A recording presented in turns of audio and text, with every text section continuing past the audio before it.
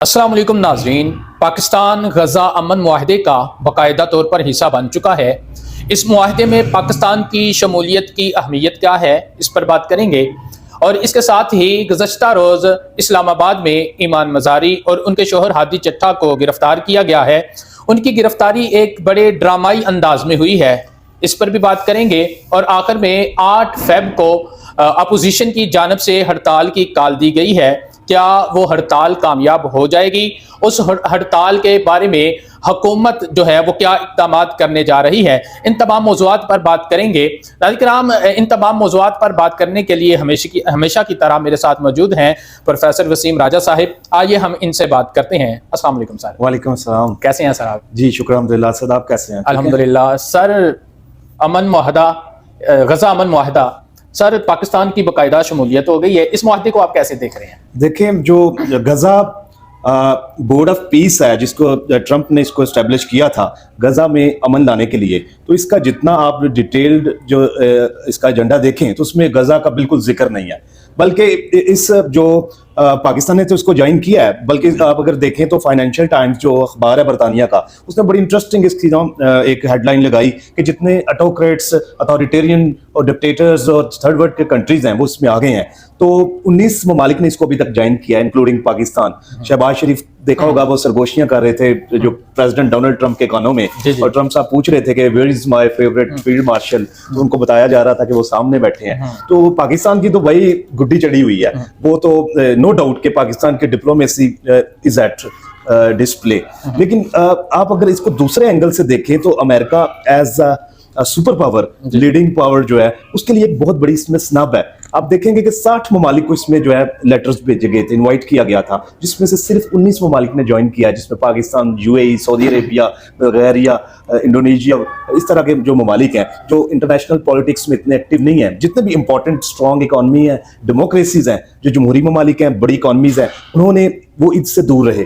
European union के जितने ममालिक हैं, जो United kingdom, Germany, France, Spain, Italy, वो आपको इधर नजर नहीं आए। और सबसे बढ़कर ये कि जो डोनाल्ड ट्रंप ने इस बोर्ड के जो मकासद है ना, वो बड़े जो सस्पिशियस हैं। उनके मुताबिक ये बोर्ड एक पूरी दुनिया के जो कॉन्फ्लिक्ट्स हैं उनको रिजॉल्व करने के लिए, सिर्फ गजा के लिए नहीं है। ये एक पैरेलल, एक समझ लें कि एक बनाने की कोशिश की जा रही है, एक अदारा अक़वाम मुत्तहिदा के। आपको पता है 1945 के बाद जब वर्ल्ड वार 2 का अख्ताम हुआ तो जितने भी एक एस्टैब्लिश्ड इंस्टीट्यूशन से, अक़वाम मुत्तहिदा, IMF, वर्ल्ड बैंक, तो उसके मुताबिक ये सारी चीजें चल रही थी। अब बोर्ड ऑफ पीस जो है एक ट्रंप की अपने जहन की इख्तरा है। वो समझते हैं कि वो बेसिकली, आप अगर देखना चाहें तो आपको पता है वो एक दूसरी टर्म जो है सर्व कर रहे हैं एज जो अमेरिकन प्रेसिडेंट। थर्ड टर्म आपको पता है अलाउड नहीं है। वो अपनी रिटायरमेंट के बाद का इंतजाम कर रहे हैं कि वो कैसे मसरूफ अपने आप को। अच्छा सर, ये जो बोर्ड अभी बना है इसको, और साथ में अक़वाम मुत्तहिदा भी इसीलिए बनाया गया, इस तरह के जो इश्यूज हैं उनको हल, आप इन दोनों को कैसे देख रहे हैं? इनमें कोई ममासलत देख रहे हैं या क्या इनका मोटिव देख रहे हैं? जो यूरोपियन ममालिक हैं उनका बोर्ड ऑफ पीस में शामिल ना होना, उसके पीछे उनकी यही रिजर्वेशंस हैं कि ये जो बोर्ड ऑफ पीस है, ट्रंप इसमें एक सिंगल हैंडेडली एज एक हेजमन कंट्री के वो इसको चलाना चाह रहे हैं। उसमें सिर्फ उनके पास वीटो का हक है। और इसमें जो ऑप्शंस दी गई कि अगर आप परमानेंट सीट चाहते हैं, एक जिस तरह अक़वाम मुत्तहिदा का सिक्योरिटी काउंसिल है, सलामती काउंसिल की तरह का, आप अगर वीटो पावर के साथ परमानेंट सीट चाहते हैं तो आपको $1 बिलियन जमा करवाने होंगे। तो इसमें वो इसमें यूरोपियन यूनियन के जो कंट्रीज हैं वो देखते हैं कि ये एक ट्रंप का जो एक पर्सनल जो एक मिशन है, जिसमें वो अपना इन्फ्लुएंस, जाती इन्फ्लुएंस, अमेरिका का मतलब ज्यादा जो पावर है वो ट्रंप के पास ही होगा। हाँ जी, वो जो सिंगल हैंडेडली जो उनके जहन में, अब आपने उनका रिसेंट इंटरव्यू दिया होगा, सुना होगा, जिसमें वो कहते जो ना सुने जाते हैं कि जी मेरे आगे कोई रिस्ट्रिक्शन नहीं है, मेरी सिर्फ अपनी खलाकियात या मेरा अपना जो एक माइंड है, जो सोच है, मुझे वही रोक सकती है। अदरवाइज जो है ना, I am free to do anything, जो भी जो मैं समझता हूँ कि दुनिया के लिए बेहतर है, मैं जरूर वो करूंगा। सर, उसने मुख्तलिफ ममालिक को इन्वाइट किया, जिस तरह उसमें से अभी हम वो देख रहे हैं कि स्विट्जरलैंड में जो कनाडा के जो PM साहब हैं उन्होंने एक तकरीर की है जिसके बहुत ज्यादा चर्चे हैं। और उस तकरीर के बाद हमने ये भी देखा है कि ट्रंप ने उन्हें अनइनवाइट जो है वो भी कर दिया है। आप इसको कैसे देख रहे हैं? वो तकरीर क्या थी? देखें, जो मार्क कार्नी है, जो कनाडा के जो आप समझते हैं जो वज़ीर आज़म है, उन्होंने जो स्पीच की है वो सुनने से ताल्लुक रखती है। उन्होंने जो है ना बड़ी क्लैरिटी के साथ डायरेक्ट जो चीजें, जो ग्राउंड रियलिटी है वो बयान की है, जिसमें वो जो ना एक जो कहानी या स्टोरी बयान करते हैं 78 की जो उस वक्त के जो चेकोस्लोवाकिया के एक जो ड्रामा नगार थे, बाद में वो वहां के सदर भी बनते हैं, तो वो दौर था जब 1948 के बाद दूसरी जंग अजीम के बाद उधर कम्युनिज्म था, कम्युनिस्ट सिस्टम था, जिसके तहत आपको डिसएग्रीमेंट का राइट नहीं था, आप अपनी राय नहीं दे सकते थे, सिस्टम के साथ आपको चलना होता था, आपको यस मैन बनकर रहना होता था। तो जिसमें वो बताते हैं कि वो जरूर देखिएगा कि एक सब्जी वाले की कहानी जो ग्रीन ग्रोसर की, वो बताते हैं कि वो ग्रीन ग्रोसर दिल में जो है अपनी अथॉरिटीज, अपनी गवर्नमेंट, कम्युनिस्ट पावर्स को वो दिल से नहीं मानता था, उस सिस्टम को नहीं मानता था, लेकिन फिर भी वो सर्वाइव करना चाहता था, सिस्टम के साथ जाना चाहता था, बिजनेस करना चाहता था। तो वो अनविलिंगली उस झूठ का हिस्सा बन गया और अपनी विंडो में एक उसको एक बोर्ड पे लिख के रखता था कि workers of the world unite, यानी कि जो कम्युनिज्म का जो वर्कर बेस्ड, लेबर्स बेस्ड जो इनकी पॉलिसीज थी, यानी कि वो मैं उसको सपोर्ट करता हूँ, हालांकि एट हार्ट वो उनके साथ नहीं था।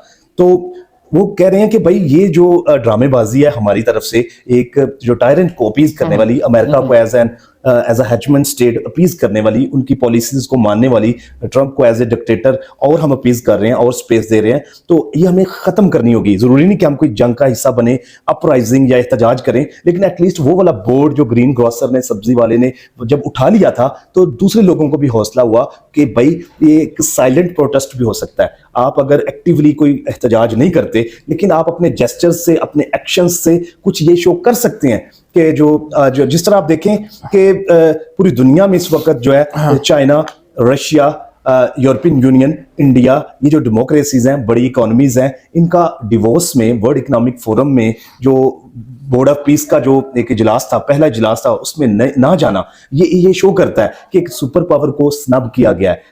अमेरिका को एक शॉक ऑफ देयर लाइफ, एक रियलिटी चेक मिला है कि भाई अब मेरे पास वो वाला इन्फ्लुएंस, क्लाउड पावर, ताकत जो मैं कभी हमारे पास हुआ करता था अमेरिका के पास, अब वो नहीं है। लेकिन सर यहाँ पर ट्रंप ने जो स्पीच की उसमें उसने ये दोबारा जिक्र किया है कि भाई पाकिस्तान और इंडिया की जो जंग है वो मैंने रुकवाई है। अब पाकिस्तान तो शामिल हो गया है, इंडिया क्यों नहीं शामिल हुआ? देखें, वो इंडिया की तो बिल्कुल वो उनके साथ एक टसल चल रही है टैरिफ की वजह से, जो दूसरी तरफ जो उनको क्रेडिट ट्रंप को नहीं मिल रहा प्राइम मिनिस्टर नरेंद्र मोदी की वजह की तरफ से, कि जो वो क्लेम करते हैं कि जो मैंने ये जंगें रुकवाई, ये जो अदरवाइज ये एक बहुत बड़ा एक कैटास्ट्रोफी बनने जा रही थी। नरेंद्र मोदी उनको अगर ये आज कह दें कि ठीक है ट्रंप ने, आपने ये किया था, मैं आपकी जो अप्रिशिएट करता हूँ एफर्ट्स को, तो वो जरूर वो चीजें जो नॉर्मलाइज हो सकती हैं। लेकिन अभी तो पाकिस्तान के जो प्राइम मिनिस्टर हैं, जो फील्ड मार्शल है, इसी जो बहाव के साथ चल रहे हैं कि पाकिस्तान को जो है वो बार बार नाम लेकर जो है वो मेंशन करते हैं। सर इसके साथ हमने देखा है कि पार्लियामेंट के इजलास में मौलाना फजलुर रहमान साहब जो हैं, उन्होंने एक तकरीर की है जिसमें उन्होंने इस जो पाकिस्तान की शमूलियत हुई है इस बोर्ड में, तो उस पर उन्होंने तनकीद की है कि भाई साहब हम इसको नहीं मानते, हम इसको मुस्तरद करते हैं। और आप कैसा देख रहे हैं कि एक तरफ मौलाना साहब पार्लियामेंट के फ्लोर पर इस तरह कर रहे हैं, दूसरी तरफ से हमारे जो वजीर आजम साहब हैं वो साइन कर रहे हैं। क्या मौलाना की ये जो स्पीच है, ये इसका कोई इम्पैक्ट है हुकूमत के इस अमल पे, या हुकूमत को वो कोई परेशान कर सकते हैं, या कोई फिक्स मैच खेल रहे हैं? देखिए, अपोजिशन के जो ये भी अभी रिएक्शन आया है, तो आप इसको इस तरह डिफाइन कर सकते हैं, it is to little to late. बहुत ही, यानी कि एक जो मौलाना साहब की तरफ से आया है, पीटीआई के अलावा, पीटीआई को आप जाहिर आपको पता है कि उन्होंने कंट्रोल कर लिया हुआ है, बाकी उलमा हैं वो ऑलरेडी ऑन बोर्ड है गवर्नमेंट के साथ, फील्ड मार्शल के साथ। आपने सुना अभी उलमा कन्वेंशन में रिसेंटली सबने उनको सपोर्ट किया। तो उलमा की तरफ से इस चीज को हाईलाइट करना वो जो है काफी नहीं समझा जाता। उलमा जाने जाते हैं अपने स्टूडेंट्स की जो स्ट्रीट पावर है उसके लिए, अगर वो रियली इस चीज को समझते हैं। और आप देखें कि जो सबसे बड़ी चीज है कि जो उलमा है वो इजराइल और फलस्तीन की बेस पर वो पॉलिटिक्स में आते रहते हैं। सर मौलाना फजलुर रहमान साहब जो हैं उनके पास भी एक स्ट्रीट पावर है, उनके पास हजारों उलमा हैं उनके पीछे। अब उनके पीछे भी उलमा हैं, तो क्या उनका ये बयान जो पार्लियामेंट में है अब कोई अहमियत का हामिल है कि या बस हम इसको फिक्स मैच ही समझें? नहीं, वो बिल्कुल एक जो है ना फॉर्मेलिटी है। अगर आप देखें कि कुछ चीजें ऐसी पाकिस्तान में चल रही हैं, जैसे आप रिसेंटली अभी आप अपने इंट्रो में बता रहे थे कि जो क्या नाम है इसका, ईमान मजारी और हादी अली चट्टा को जिस तरह के उनको ह्यूमिलेट किया जा रहा है। अब ईमान मजारी जिनका जो मेजर रोल है कि वो उन लोगों के लिए खड़ी होती हैं, मिसिंग पर्संस के लिए खड़ी होती हैं, उन लोगों के लिए वो केस लड़ती हैं जिनके पास वसाइल नहीं है, वकील नहीं है, और ह्यूमन राइट्स की बात करती हैं। एमनेस्टी इंटरनेशनल, ह्यूमन वॉच, वो जितने भी इंटरनेशनल अदारे हैं उनको अप्रिशिएट करते हैं, सपोर्ट करते हैं। इसके बावजूद जो उनके साथ सलूक रवा रखा जा रहा है, उसके पीछे भी एक उनका एक प्लान है कि जितना भी बोर्ड ऑफ पीस में पाकिस्तान پاکستان گیا ہے ایک بہت بڑا ایک آپ کو پتا ہے کہ ایسی ایک ریڈ لائن ہے جس کو کراس کیا گیا ہے پاکستان کی. مطلب سر آپ یہ کہنا چاہ رہے ہیں کہ جو یہ ایک اقدام کیا گیا ہے اس سے نظر ہٹانے کے لیے یہ جو کام کیا گیا ہے کہ مطلب پچھلے 2-3 دن سے جیسے ایمان مزاری اور ہادی علی چٹھا جو ہیں یہ صدر جو واجد گیلانی ہے ان کے آفس میں انہوں نے پناہ لی ہوئی تھی وہاں پر تھے اور یہ خود عدالت میں پیش ہونا چاہ بھی رہے تھے لیکن ان کو جس ڈرامائی انداز میں ان کی گاڑی ہے ساتھ دوسری گاڑی ہیں وہ تو ایسے لگ رہا تھا کوئی شوٹنگ ہو رہی ہے. اس کے بعد جیسے ان کو پکڑا واجد گیلانی صاحب جو کہہ رہے تھے ایک مرد ہٹے کٹا جو تھا ایک مرد ہے اس نے ایمان مزاری کے ایک ہاتھ نیفے میں اور دوسرا گردن سے دبوچ کے بڑی بے رحمی کے ساتھ اس کو گاڑی میں ڈالا. سر ایک طرف حکومت جو موجودہ ہماری سی ایم صاحبہ ادھر یہ کہہ رہی ہیں کہ عورت جو ہے وہ میری ریڈ لائن ہے, دوسری طرف عورت کے ساتھ اس طرح کیا جا رہا ہے تو یہ کیا کھلا تضاد نہیں ہے؟ دیکھیں پاکستان میں اب اس چیز کو تھوڑا سا جو کینیڈا کے وزیر اعظم مارک کارنی کے ساتھ دوبارہ اس اینگل سے چیزوں کو دیکھتے ہیں کہ جب وہ ایک سبزی والا وہ جو باری میں اپنی جو ونڈو میں ایک وہ رکھتا ہے بورڈ رکھتا ہے کہ بھائی میں سسٹم کے ساتھ ہوں, وہ کیوں رکھتا ہے کہ اس کو پتا ہے کہ سسٹم کے پاس پاور ہے, سسٹم کے پاس اختیارات ہیں, سسٹم کو کوئی چیلنج نہیں ہے, کوئی اپوزیشن نہیں ہے, کوئی اس میں انسانی حقوق نہیں ہے.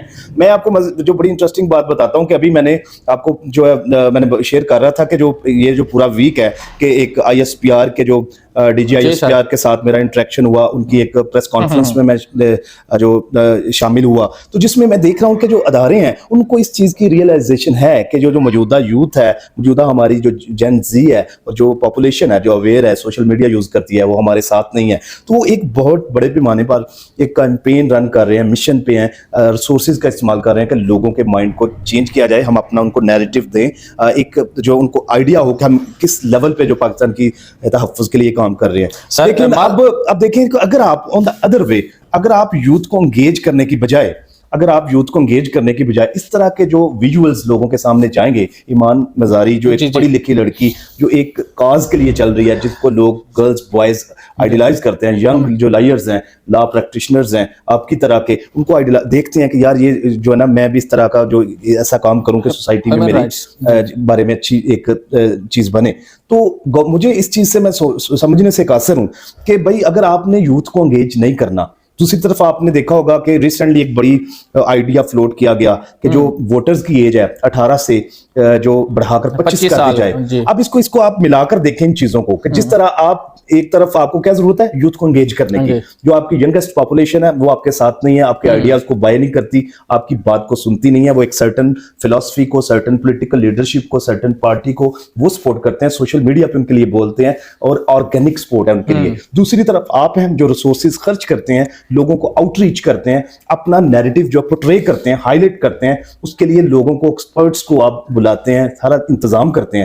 کیا وجہ ہے؟ وجہ یہی ہے کہ آپ کی کریڈیبلٹی آن سٹیک ہے. لوگ سمجھتے ہیں کہ آپ لوگوں کو بولنے کا حق نہیں دے رہے, لوگ سمجھتے ہیں کہ وہ جو فنڈامنٹل ان کے رائٹس ہیں ان کو نہیں مل رہے. اچھا سر بالکل, ابھی جیسے آپ نے آئی ایس پی آر کی جو سیکشنز ہو رہے ہیں ان کو آپ کور کر رہے ہیں تو اس میں زیادہ تو نہیں, لیکن یہ چیز میں پوچھنا چاہوں گا, اگر آپ چاہیں جواب دے دیں, نہیں تو کہ وہاں پر جس انوائرمنٹ ایک کیسا ہوتا ہے, وہ یوتھ کو اپنے ساتھ انگیج کرنا چاہ رہے ہیں, کیا یوتھ کو ایسا وہاں پر بیٹھ کر بھی ماحول ملتا ہے کہ جس سے یوتھ کا جو دوبارہ جو اعتماد ہے وہ بحال ہو سکے؟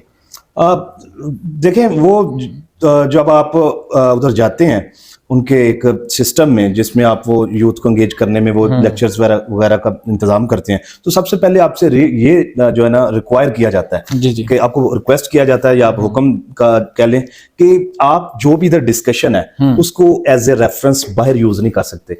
آپ اس کو چیتم ہاؤس کی انہوں نے ایک رول مینشن کیا کہ اس کے مطابق جو بھی اوپینین یہاں شیئر کی جائے گی, جو بھی بات ہوگی, اس کی بیس پہ آپ باہر ڈسکشنز کا ان چیزوں کو ریفرنسز کو. تو پھر سر اس کا مقصد کیا ہے؟ اگر آپ ان چیزوں کو باہر آ کے شیئر نہیں کر سکتے تو کیا مقصد ہے وہاں پر جو چند بچے بٹھائے ہوتے ہیں, بٹھانے کا کیا پھر مقصد ہوگا؟ آپ دیکھیں ان کا ایک اپنا کام کرنے کا انداز ہے, میرا خیال ہے ہمیں اس پہ کیا ہم کمنٹ کر سکتے ہیں.